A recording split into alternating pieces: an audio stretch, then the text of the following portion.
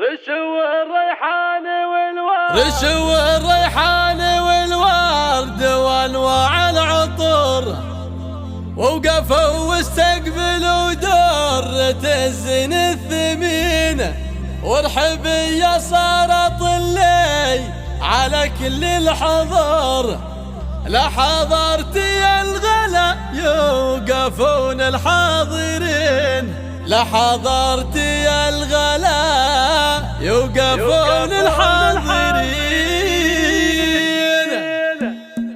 رشوا الريحان والورد وانواع العطور، ووقفوا واستقبلوا درة الزين الثمين، الحبية صارت لي على كل الحضور. لا حضرت يا الغلا يوقفون الحاضرين. سنة يا أجمل عروسة ويا بدر البدور، افرحي في ليلة العمر رجعلك تسعدي.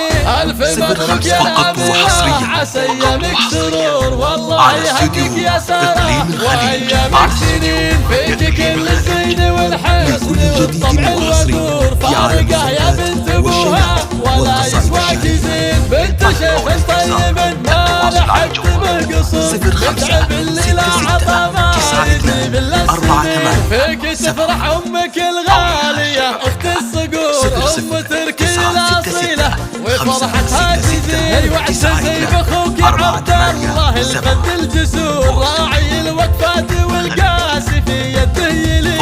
لك خواتم بالحلا ماخذات وصفحور، الله اللي يدين والعذارى يشهدين. وامدح العمال واكتب لهم جزل السطور، الرجال اللي بوقت الصعايب صابرين. والختام الله يديم الفرح طول الدهور، والسعادة قسمكم كل وقت وكل حين. رشوا الريحان والورد وانواع العطور، ووقفوا واستقبلوا درة الزين الثمين، الحبية صارت لي على كل الحضور. لا حضرت يا الغلا يوقفون الحاضرين. سنة يا أجمل عروسة ويا بدر البدور، افرحي في ليلة العمر رجعلك تسعدي.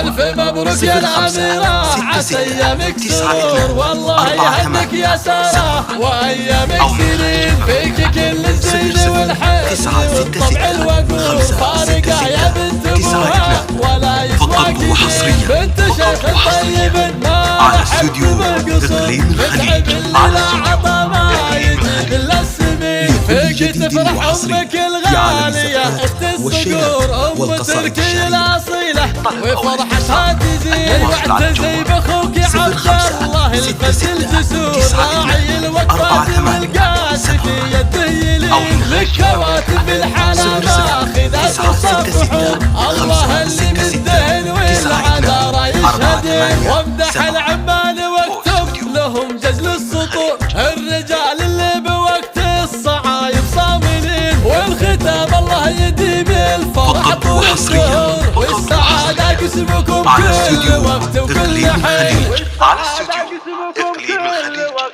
لكل جديد وحصري في عالم الزفات والشيلات والقصائد الشعرية.